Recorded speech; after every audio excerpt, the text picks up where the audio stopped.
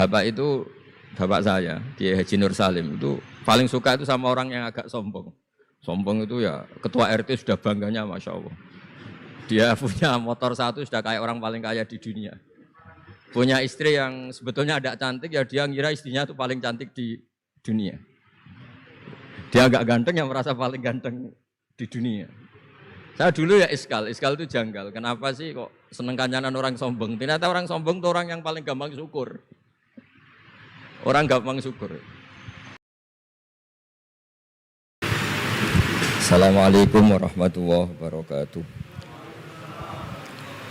Nahmaduka ya ghafuru ya syakuru wa sholli wa sallim wa barik ala sayyidina maulana Muhammadin wa ala alihi wa sahbihi asma'in nama ba'du. Semua Dewan Komisioner OJK yang saya hormati, wabil khusus Bapak Ketua Dewan Komisioner OJK, Bapak Wimbo Santoso, Bapak Ibu Wakil Ketua, Ibu Nur Haida dan semua anggota, Kepala Regional Jawa Tengah, Bapak Aman Santosa, tidak lupa teman kami, Gus kami, Kiai Haji Tas Yasin, semua teman-teman yang ikuti virtual, salam kebangsaan, salam semua. Ini diminta ngaji ya Pak, merawat persaudaraan kebangsaan. Saya sering punya tamu mulai polisi, mulai pejabat, ya mulai yang Islam sampai non-Muslim. Saya sering cerita bahwa hal-hal yang jadi fitrah manusia itu ya keinginan dasar manusia itu ya senang damai, senang bersaudara. Karena hal itu fitrah itu desain awal manusia itu suka damai. Jadi kalau untuk konflik itu butuh pemicu, tapi kalau untuk damai itu tidak butuh pemicu. Sehingga orang di mana-mana bisa rileks ya, rileks di terminal, rileks di jalan, rileks di warung-warung kopi, rileks di kedai-kedai. Nah, konflik itu ya dimulai dari pemicu, entah rebutan pacar, entah rebutan harta, entah rebutan jabatan. Sehingga karena ada rebutan-rebutan itu terus ada pemicu, itu yang melahirkan konflik. Nah harus dicamkan, ditanamkan bahwa kepentingan berbangsa ini di atas ya, di atas kepentingan kita, di atas nafsu kita, di atas keserakahan kita, sehingga kita mudah damai. Itu rumusnya kiai-kiai ya. Saat tentu di sini pakai solusi yang ala kiai ya, karena tentu mereka ingin mendengar versi kiai.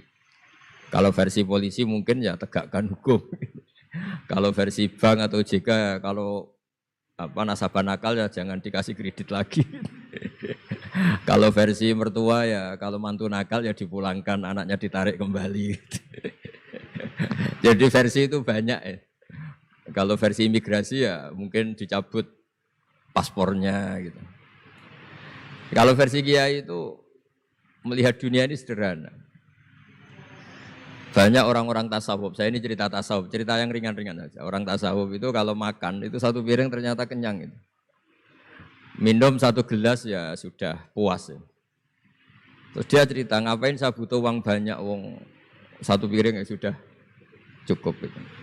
Kalau tidur gitu ya, tidur di satu kamar ya tidur, bangun ya sudah puas. Oh. Artinya Anda punya kamar 100 ya tidurnya tetap di satu kamar. Jangan mentang-mentang punya kamar 100 dibagi 5 menitan itu. Karena eman kalau kamar yang lain nganggur gitu. Artinya kalau punya kamar 1 cukup, ngapain ingin punya kamar banyak. Jadi sebetulnya kalau kita punya rumah banyak itu nambah kebingungan karena yang sana yang rumah siapa, yang sana siapa. Ya kalau dianggap prestasi, kalau dianggap tambah bingung karena mau tidur saja di rumah mana ya gitu. Di kamar mana ya? Kalau miskin kan enak. Sudah itu aja, gak ada banyak pilihan. Artinya dengan cara seperti itu sebetulnya merajut kebangsaan itu lebih mudah. Karena awal dari segala perpecahan, segala konflik itu mau menang sendiri. Sehingga dulu cerita-cerita orang sufi, kalau dengar itu tetangga kamu tidak cocok, partai sebelah tidak cocok, terus ormas sebelah tidak cocok, itu jawabannya lucu. Sebetulnya saya sebagai manusia kalau ada orang tidak cocok itu tersiksa, tapi bagus lah.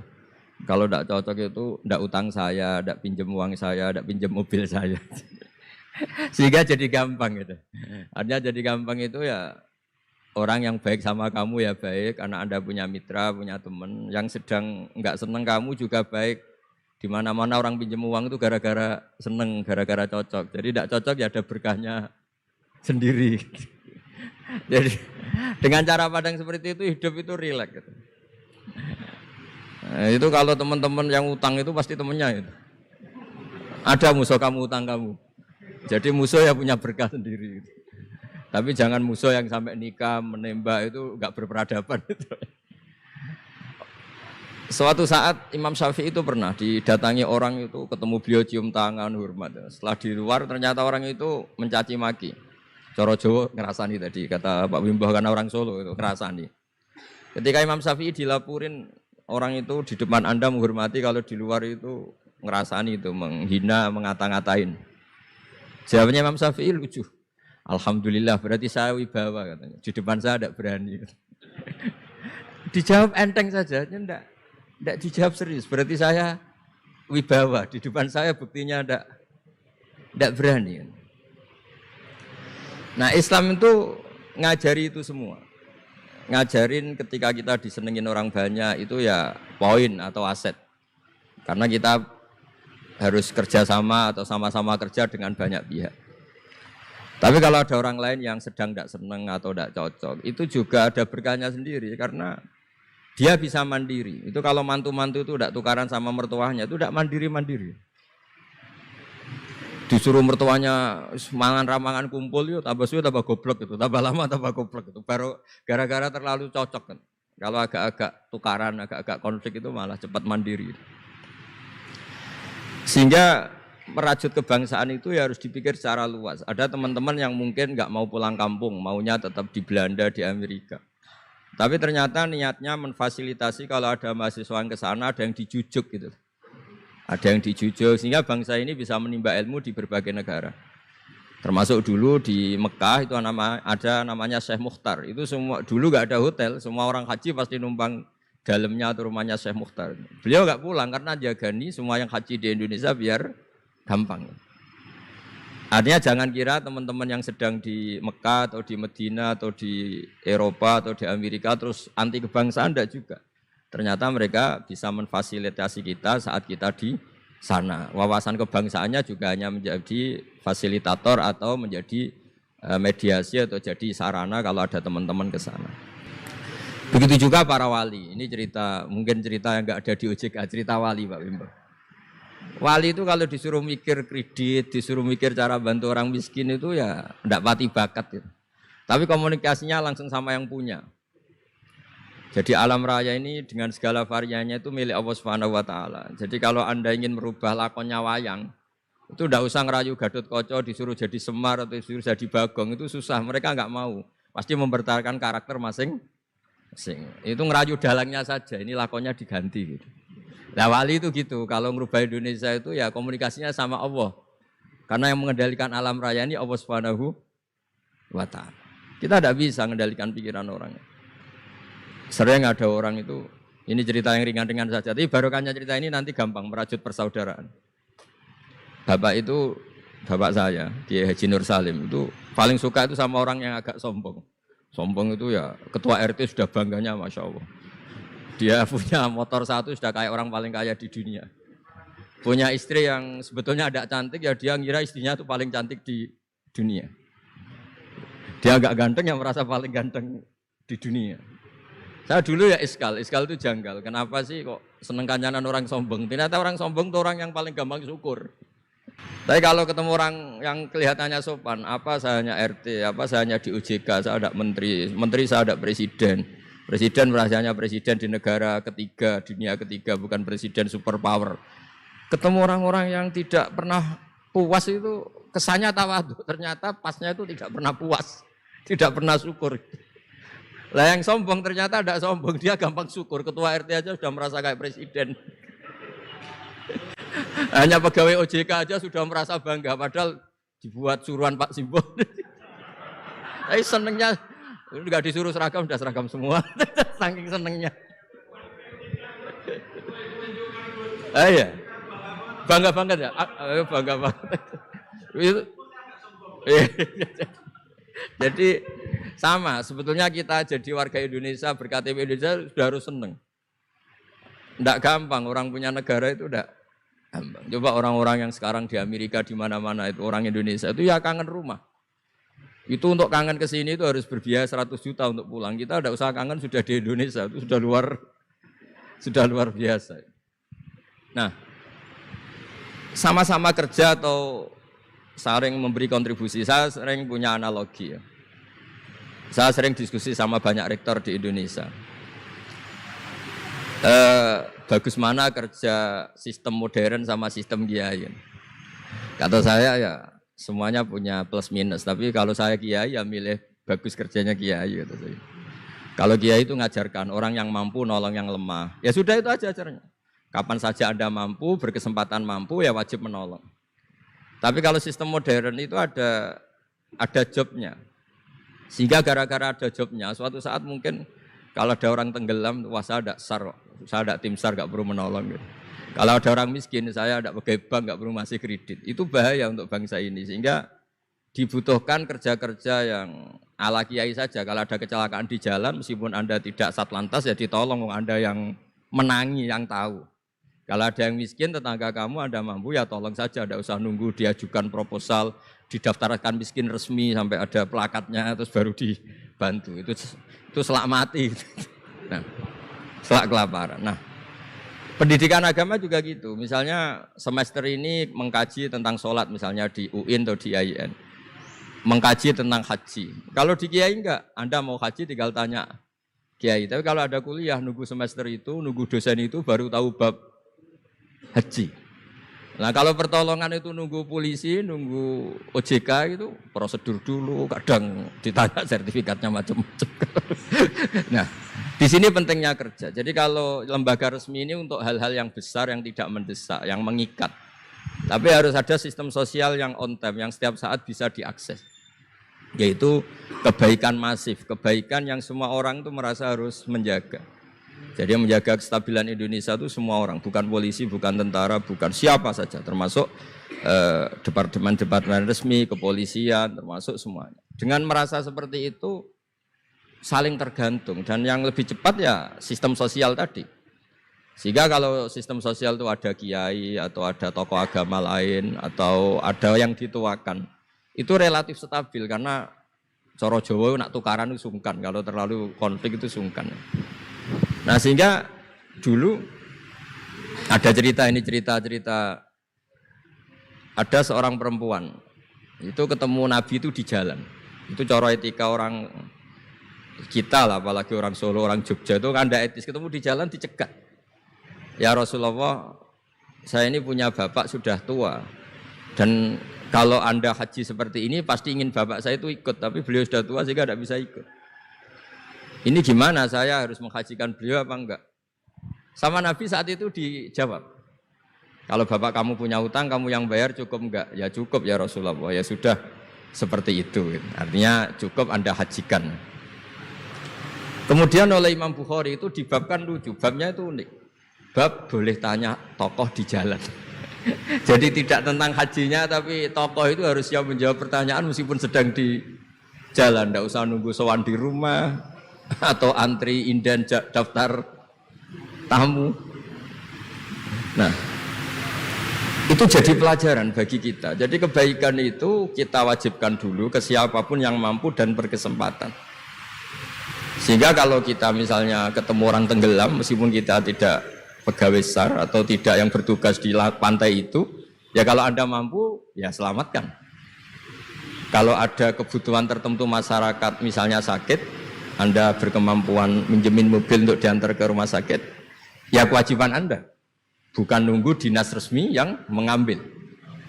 Jadi kebaikan yang diwajibkan ke dinas resmi ya monggo, kita loyal, kita dukung, kita support. Tapi kewajiban yang diwajibkan atas nama agama bagi yang mampu itu tidak boleh hilang, karena ini yang langsung bersentuhan dengan masyarakat. Coba kemarin pas COVID misalnya, banyak teman-teman saudara kita yang pulang kampung. Ketika lembaga resmi belum ngurus itu, yang ngurus ya keluarga, sanak famili, mereka pulang, mangan ramangan kumpul, ya ada, alhamdulillah ya ada yang kelaparan.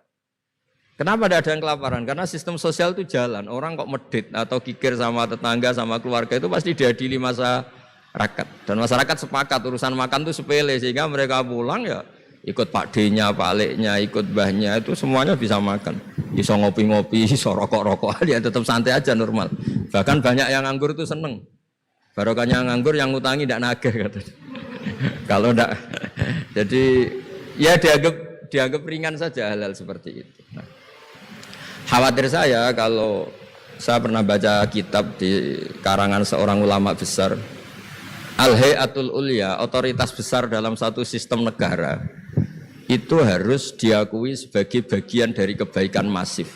Tapi kebaikan masif yang nggak boleh hilang adalah kebaikan yang nggak punya otoritas, karena ini jumlahnya lebih besar. Ya tadi misalnya kecelakaan di jalan itu kan tidak bisa kebetulan ada mobil patroli atau mobilnya Satlantas atau lembaga resmi tertentu yang nangani kecelakaan. Yang nangani ya orang-orang di jalan yang menangi itu terus diantar ke rumah sakit atau ngabari keluarganya. Sehingga kata Nabi, kullukum ra'in wa kullukum mas'ulun an ra'iyati. Semua kita ini menjaga kedamaian, menjaga kemajmuan, semua kita jaga sistem sosial, semua kita menjaga kebaikan. Nah dari semua itu dibikinlah di era modern lembaga-lembaga formal. Tapi jangan juga lembaga formal menghilangkan sistem fitrah manusia tadi yang fitrahnya ingin baik dan itu ada di mana-mana dan kapan saja. Dan Allah kalau menciptakan sesuatu itu pasti luar biasa. Saya sering ditanya sama orang-orang, Gus gunane Indonesia seneng cangkruk itu apa? Anggap aja itu tim SAR paling on time katanya. Itu kalau ada orang bingung, yang ditanya pertama yang orang-orang nganggur di pertigaan itu. Ini rumahnya mana? Kalau ada orang bingung yang nanya itu. Kalau ada orang kecelakaan yang nolong ya itu. Artinya sistem sosial yang sudah ada itu nggak boleh diambil alih lembaga. Karena kalau itu iya, kita kekurangan kekuatan sosial. Jadi ini penting saya utarakan supaya kebaikan-kebaikan bersama ini saling melengkapi, bukan saling mengadili, bukan saling merasa paling superior. Saya sering guyonan begini, kalau ada rapat ketahanan pangan, yang rapat itu merasa superior karena punya rumus yang luar biasa. Tapi apa artinya rumus itu kalau petani nggak mau nanam padi? Petani itu tidak usah rapat, tapi nanam padi itu otomatis jaga ketahanan pangan. Sistem sosial juga sama. Di kampung itu kalau ada orang jahat atau sinis, itu pasti nggak punya teman. Monggo Gus Yasin ini rawuh. Ini alhamdulillah Gus Yasin rawuh. Mau biar jajar Pak Ketua, dia di situ ada. Oh mau di. Mari Gus. Jangan tetap di mana itu.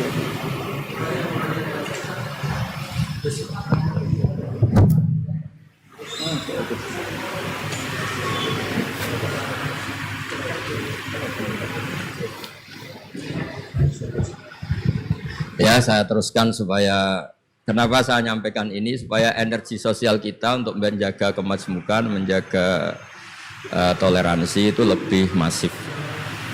Di beberapa daerah itu ya banyak masjid jejer gereja di Tuban, di Jakarta. Dan ketika buktinya nggak ada apa-apa, yaitu simbol perdamaian. Di beberapa daerah ya banyak orang Islam, bosnya itu non-Muslim. Atau sebaliknya non-Muslim, bosnya Muslim. Atasan juga banyak begitu, atasannya Muslim. Itu kan contoh sosial yang sudah masif. Justru karena didiskusikan, diseminarkan itu menjadi kayak kita baru mulai.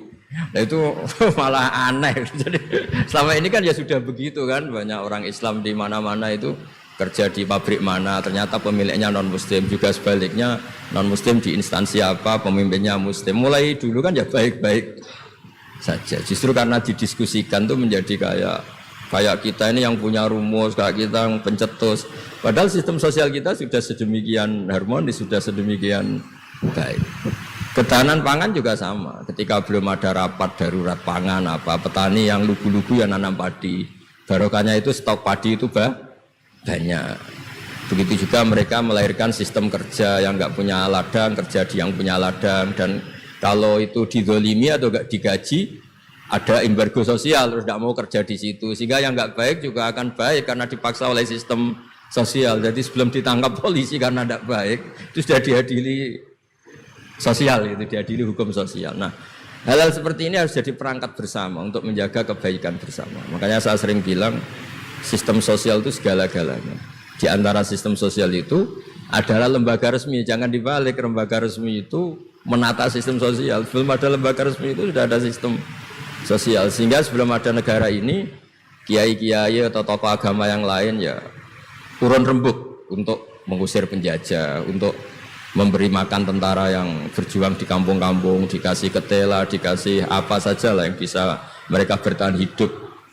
Nah, ini penting diutarakan supaya semua masyarakat itu merasa bahwa mereka ikut dan harus merawat negara ini. Kullukum ra'in wa kullukum mas'ulun an ra'iyati. Semua kalian adalah penjaga dan semua kalian dimintai tanggung jawab Allah, kontribusi Anda terhadap bangsa ini, terhadap komunitas Anda, terhadap sistem sosial Anda.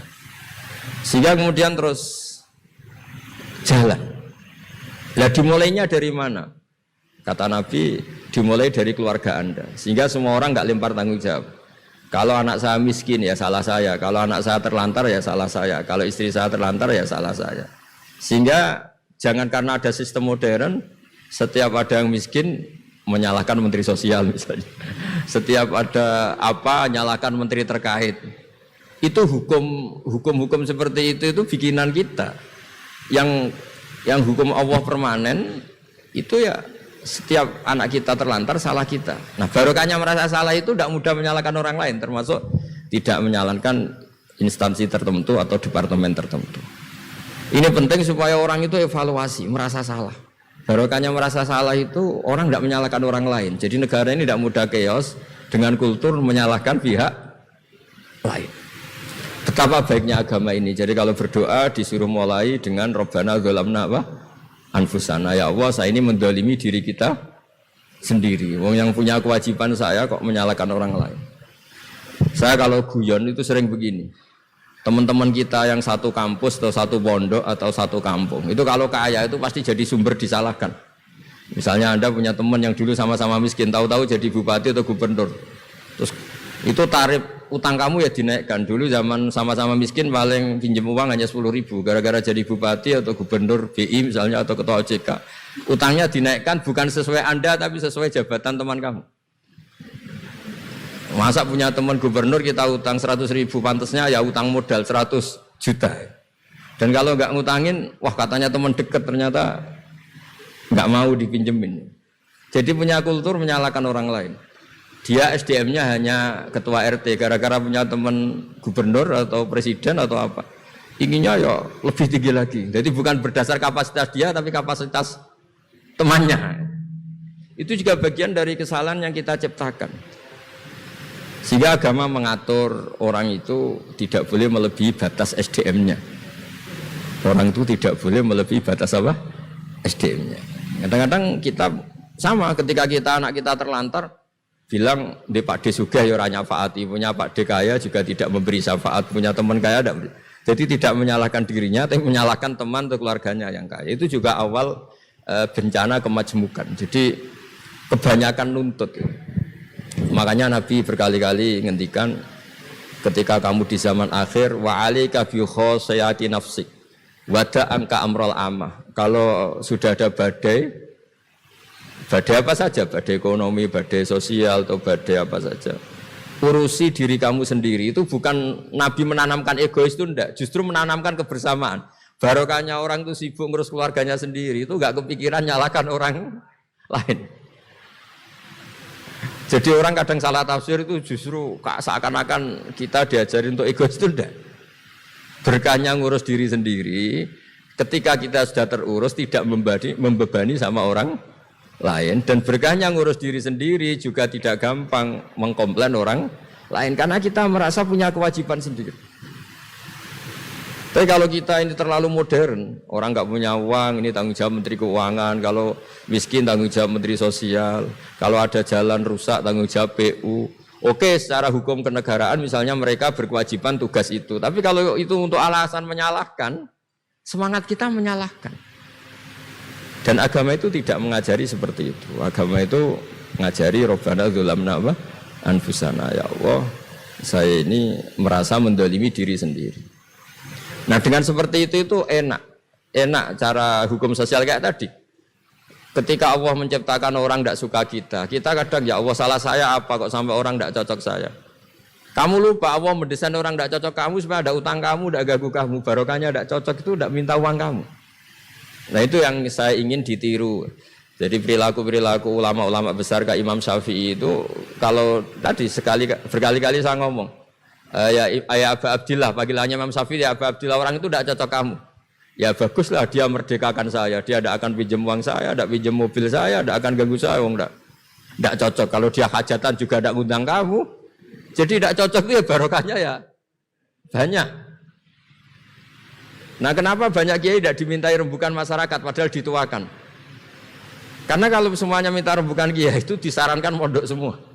Padahal barokahnya negara ini ya ada yang kuliah, ada yang jadi polisi, ada yang jadi tentara. Kalau rembukan semua sama kiai disarankan mondok semua.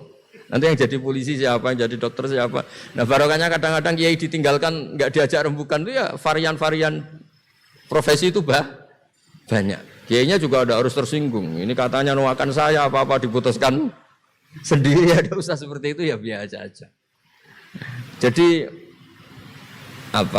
kemajmukan, menjaga kemajmukan itu dimulai dari semua orang merasa berkewajiban menjaga perdamaian ini, menjaga keharmonisan ini. Tentu dimulai dari merasa wajib pada dirinya. Ini penting supaya tidak ingin menyalahkan orang lain atau terbersit menyalahkan orang lain. Terus kedua, bahagia dengan dirinya tadi. Misalnya orang yang paling miskin di Indonesia, itu ternyata tadi saya utarakan, saya punya kitab-kitab tasawuf banyak. Itu lucu-lucu dan jadi gampang hidup itu. Misalnya dia miskin makan satu piring kenyang. Kenapa saya harus korupsi? Kenapa saya harus mencuri? Wong makan satu piring juga sudah kenyang. Terus dia menghitung orang sampai kaya raya itu makannya sampai meninggal, misalnya 60 tahun, jumlahnya sama orang miskin ternyata jumlah yang dimakan yang sama, jumlah yang diminum ya sama. Terus ada pertanyaan, saya pernah digugat juga pas dalam satu acara. Jadi kalau orang kaya ingin apa saja kan kesampaian Gus, ingin beli mobil kesampaian, ingin beli pesawat kesampaian. Saya tanya, ya orang kaya inginnya tidak seperti itu. Misalnya inginnya mungkin jadi presiden, inginnya jadi gubernur, kan ada aja enggak kesampaian. Tetap aja ada enggak kesampaian. Kadang-kadang wah enak jadi anaknya presiden, anaknya gubernur, apa saja kesampaian. Banyak juga anaknya presiden mungkin ingin anaknya jadi presiden ya enggak kesampaian. Anaknya kiai ingin anaknya jadi kiai ya enggak kesampaian. Mungkin anaknya jenderal, anaknya ingin jadi jenderal. Dan dia nyontohkannya kan, wah kalau jadi orang kaya itu enak, ingin makan di apa saja kesampaian. Masa orang kaya seleranya hanya ingin apa? Makan. Artinya ada saja yang enggak sama. Misalnya orang jadi raja Arab Saudi, ada aja yang enggak kesampaian. Mungkin bayangkannya ya tidak ada yang demo, tidak ada yang komplain, semua anak yang diinginkan putra mahkota jadi ya tidak gampang kesampaian. Nah, kemudian dia berpikir lagi. Saya ulang lagi ya, dia berpikir lagi si orang miskin tadi. Misalnya dia ke hutan atau ke gunung, wah enak jadi bupati, gubernur, apa-apa difasilitasi negara. Terus dia mikir, tapi mereka punya atasan, ditegur atasannya takut, diatur atasannya takut. Kok enak saya nggak punya apa atasannya. Tapi intinya itu bagi saya semua itu harus dikawal oleh hukum. Jadi melakukan perintah Allah itu nikmat. Sehingga Anda misalnya ketua OJK atau gubernur atau wakil gubernur atau kiai, nikmat tertinggi itu karena melakukan perintahnya Allah Subhanahu wa taala. Kita disuruh jaga Indonesia, disuruh jaga keluarga. Kalau nikmatnya itu subjektif sepihak, kita puas kalau ingin seperti yang kita inginkan. Itu enggak akan ada puasnya karena nafsu kita itu kalau guyonan orang-orang tasawuf, kamu dikasih dunia seisinya dan lipatannya, tamak kamu atau keinginan kamu itu tidak akan tercapaikan, tidak akan terpuaskan. Karena manusia itu ya sudah nggak ada batasannya. Makanya kalau guyonnya dulu kan ada orang tirakat, kalau megang apa saja jadi emas. Dia bayangkan jadi kaya, jadi top. Ternyata pertama dia megang saka rumahnya, tiang rumahnya jadi emas. Habis itu megang apa lagi jadi emas. Lama-lama megang nasi jadi emas, megang minum jadi emas. Akhirnya dia nggak bisa makan karena dia ingin semua yang dipegang jadi emas. Pas kecapean megang-megang, dia ingin makan, yang dipegang juga jadi emas. Ya akhirnya kan jadi bingung gitu, karena nggak kesampaian kan. Dia kesampaiannya jadi emas, ternyata kebutuhan dasar dia ingin makan malah tidak kesampaian karena yang dimegang jadi emas. Jadi itu kan contoh. Sejahtera juga sama. Anda bayangkan misalnya kalau punya mobil, punya uang tabungan, punya apa, semuanya kesampaian enak itu. Semua yang kamu inginkan kesampaian itu enak. Ukuran enak dengan banyak bergantung. Dengan tidak banyak bergantung itu ilmiah mana? Misalnya gini, saya ini bahagia cukup dengan makan satu piring. Anda bahagia nunggu punya Alphard, punya uang 1 miliar. Lu menggantungkan kebahagiaan dengan banyak sesuatu yang Anda belum miliki itu sudah satu kebodohan kalau orang tasawuf. Cek repot ya, tapi bahagia kok kakean syarat ya. Makanya saya sering bilang, kalau saya berkali-kali cerita ada orang perempuan datang ke saya, Gus saya ingin kaya. Kebetulan orangnya itu jelek. Saya bilang, kalau kaya yang repot kamu. Kenapa Gus? Setelah suami kamu kaya, sekarang suami kamu kan miskin. Pertama yang dievaluasi apa? Ganti rumah, ganti mobil. Lama-lama ganti Anda, kata saya. Karena setelah rumahnya bagus, mobilnya bagus, yang dievaluasi pasti Anda, katanya. Wah, kalau gitu miskin aja Gus. Iya kan, sudah rumah bagus, mobil bagus, ternyata istrinya. Nanti kalau suami kamu kaya, yang dievaluasi tidak hanya mobil dan rumah, tapi Anda, katanya. Nah, maksudnya ini ya guyon, tapi supaya kita ini bahagia dengan diri kita apa? Sendiri. Jadi saya mohon semohon-mohonnya semua yang mendengar ngaji ini, bahwa agama ini mengajarkan wa'alika bi khossati nafsik. Urus diri kamu sendiri itu bukan mengajari egois, itu bukan. Kalau semua kewajiban orang merasa bertanggung jawab, paling tidak bawaannya itu tidak nyalahkan orang lain. Dan negara juga agak repot-repot karena semua orang dicukupi oleh orang tuanya, oleh keluarganya, sehingga negara ini sifatnya hanya membantu, bukan ngurus yang pokok. Tangan negara tidak cukup untuk ngurus sebesar itu, tidak cukup. Yang cukup adalah individu-individu ini menanamkan nilai-nilai sosial sehingga semua bertanggung jawab atas dirinya, atas kampungnya, atas komunitasnya, terus negara fasilitasi itu semua. Insya Allah menjadi baldatun thayyibatu wa rabbun ghafur. Jadi ngelola manusia ya, bukan sekedar ngelola anggota atau ngelola jamaah, memang ngelola manusia, bukan. Itu ya harus tabah, sehingga dibutuhkan undang-undang, aturan tuh, karena kalau selera itu, kalau di, ya saya tentu cerita di Khazanah Kiai. Kalau Khazanah Kiai itu ada kata-kata gini, ridhon nas ghayatun la tudrak. Kamu nyari semua orang puas itu suatu yang muhal, yang enggak mungkin. Itu di situ diceritakan Luqman Al-Hakim itu orang paling bijak. Itu aja putus asa untuk memuaskan banyak orang. Beliau ngajari anaknya diberi langsung. Beliau naik keledai itu atau naik kuda, dituntun anaknya lewat pasar. Kata orang-orang itu, orang tua agak tahu diri, enak-enak kuda, anaknya yang nuntun itu. Akhirnya anaknya disuruh naik, dia yang nuntun. Itu anak agak sopan, yang tua nuntun, yang muda naik. Hanya ya sudah, anak dua-duanya naik. Ini orang nggak bener semua. Ini keledai satu dinaikin orang dua. Nah terakhir sama-sama nuntun. Ini orang aneh, keledai satu dituntun orang dua. Nah ngelola manusia ya gitu. Kalau kamu ajarin qanaah, nanti neriman ing pandum, katanya enggak mobil, enggak dinamis. Kalau kamu ajak dinamis, katanya enggak qanaah. Itu kan jadi ribet.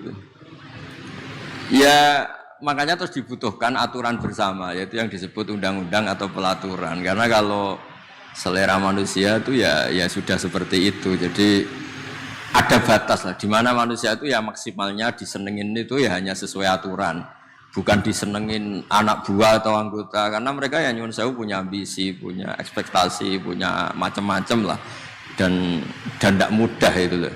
Tapi barokahnya lagi-lagi saya tadi bilang, untungnya Islam itu menjamin, semua agama menjamin, semua kebaikan itu ada pahalanya, termasuk pahala baik. Kalau nggak bisa baik, pahala nyabari orang.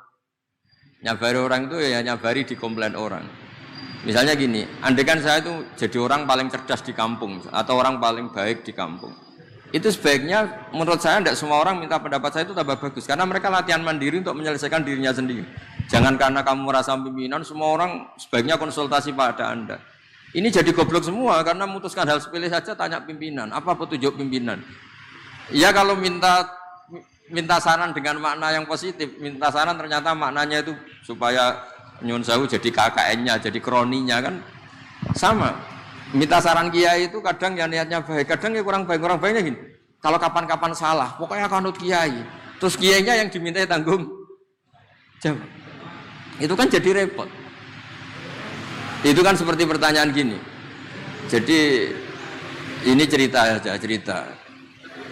Kalau kamu jadi orang hebat, itu sebaiknya kalau diundang di kampung terbelakang itu datang enggak. Misalnya bupati baik enggak sering datang di kampung. Atau kiai besar boleh baik enggak sering datang ke desa-desa tertinggal. Banyak orang jawab baik, menunjukkan tawaduk merakyat. Tapi banyak juga yang menjawab kurang baik. Yang mestinya camat itu jadi lakon, jadi aktor di kampung-kampung, gara-gara bupatinya datang, camatnya dilalui saja. Kiai besar kalau diundang musola-musola kecil datang, jatah kiai kecilnya hilang karena kiai besarnya datang. Iya kan, kalau supermarket bisa di kampung-kampung kan, toko-toko kelontong kan kalah kan. Nah berarti gimana? Pejabat publik yang top sering datang ke kampung itu merakyat atau mengganggu derajatnya orang yang setempat. Sama, sampean misalnya jadi anggota OJK, kalau pimpinan sering datang, ternyata istri kamu lebih hormat pimpinan Anda timbang pada Anda. Nabi aku ratau ramah pimpinanku, Anda juga mungkin terganggu kan. Terus anak kamu, berhubung bapaknya hanya anggota OJK, sering didatangin Pak Milbong, idolakan Pak Wimbo daripada Anda. Ini kamu anaknya siapa atau malah idolakan orang lain? Tapi uniknya ketika kamu diidolakan anak kamu yang di OJK hanya anggota, kamu juga agak terima. Nak cita-cita jangan jadi anggota, jadi pimpinan. Tapi ketika anak kamu ngidolakan pimpinan, kamu ya gak terima. Gimana mengidolakan orang lain? Ya intinya ngelola orang itu gak gampang. Gitu. Ya intinya kesimpulannya itu ngelola orang itu udah gak gampang. Makanya ada pepatah tadi, ridhon nas ghayatun la tudrak. Ingin disetujui semua orang itu satu keinginan yang tidak mungkin kesampaian. Ya sudah, kita diridho, senang dengan apa yang dikasihkan Allah. Kalau tugas jadi pimpinan, ya pimpinan apa saja ya. Jangan merasa terus harus pegang otoritas tertinggi. Anda di luar tugas kerja itu orang punya cinta, punya nafsu, punya ego, punya emosi, punya bosan juga. Ketika Anda bikin merasa anggota kamu datang rutin di kantor, jangan kira mereka pegawai yang baik. Jangan-jangan mereka itu nganggap ini rutinitas yang membosankan. Diam-diam sudah ngelamar pekerjaan lain, gayanya masih ngatur tapi ya artinya ya khusnudzon itu ya baik, cuma ya jangan terus dah ilmiah. Ya itu kan kita tidak pernah tahu. Ada orang konsultasi sama Anda. Ini cerita tentang Rasulullah. Ada suami istri sedang berkelahi, sedang nggak cocok itu. Matur, ya Rasulullah suami saya itu gini-gini. Gang sebentar istrinya datang, ya Rasulullah suami saya gini-gini. Jawabnya Nabi itu unik. Jangan-jangan setelah saya ikut campur, ternyata nanti malam atau kapan-kapan Anda tidur bareng lagi atau hubungan intim lagi. Jadi ternyata kadang konsultasi sama Nabi atau sama Kiai itu ingin kalau menyalahkan suaminya punya justifikasi, punya argumentasi, punya backing, yaitu kata Nabi aja kamu suami nggak bener. Nanti suaminya kalau Nabi ikut campur, kata Nabi aja kamu istri yang nggak bener. Makanya Nabi tidak ngendikan apa, hanya ngendikan coro John aku melok-melok jebule ke rukun meneh. Misalnya saya jenengan lapor nang Pak Wimbo, lapor gini-gini saya komentar. Oh dasar wong Solo gitu. Nah ternyata jenengan rukun lagi terus cerita, Pak kata Gus Bak jenengan itu begini kan saya yang berabe. Artinya gini, kalau Anda dituakan, tidak semua orang konsultasi itu harus kamu jawab. Karena tadi yang tahu peta hati manusia itu siapa? Nah itu rahasianya kenapa Kiai kalau dilapuri orang konflik mau guya-guyu itu bukan oh Kiai takoi ra jelas, itu ada ilmunya, guya-guyu gak jelas. Karena semakin jelas itu tidak baik karena tadi setelah kita ikut campur, misalnya tadi jenengan lapor ini, oh memang ketua kamu tidak benar. Suatu saat kamu rukun, terus cerita omongan saya yang berapa kan saya. Ya kata Nabi, la alaka antudojiaha. Jangan-jangan kamu setelah lapor ini kamu mesra lagi, saya yang kena. Kata Nabi, kan Nabi hanya tertawa aja, hanya senyum. Nah, itu termasuk ya saya mohon semua pimpinan punya kearifan. Tadi kata Pak Wimlo ingin niru Rasulullah SAW punya kearifan untuk ngelola konflik, ngelola manusia. Mereka beri hak lah, meskipun di kantor anggota kita dia sebagai manusia itu manusia merdeka. Ya diberi hak untuk kreasi, untuk apa?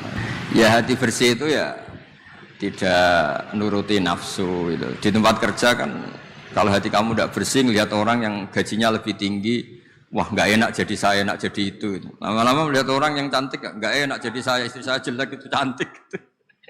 Hati nggak bersih itu semua masalah jadi masalah. Yang nggak masalah saja jadi masalah. Ketika hati bersih Anda pakai mobil merek apa saja, tahunnya mungkin tahun yang sudah sepuh aja bisa syukur. Tapi ketika hati nggak bersih itu tidak ada syukurnya kan.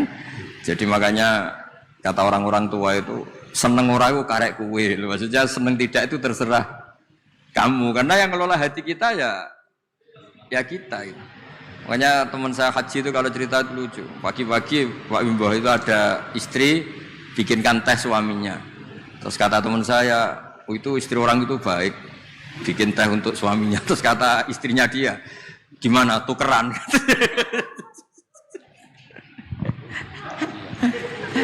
Ya sama nanti kalau kamu di tempat kerja tidak baik ya melihat pimpinan iri, melihat atasan iri, melihat orang cantik iri, melihat orang yang lebih mapan iri itu kan tidak ada selesainya itu. Ya makanya kata syukur itu segala-galanya menurut saya tadi kata Ibu itu pokoknya syukur itu segala-galanya. Orang bisa asik apa saja itu karena bersyukur itu sudah, yang lainnya enggak itu. Makanya ya semuanya bersyukur itu. Enggak ada solusinya di luar itu. Makanya solusinya syukur. Coba misalnya kita orang Indonesia melihat Amerika atau Swiss atau mana saja lebih makmur.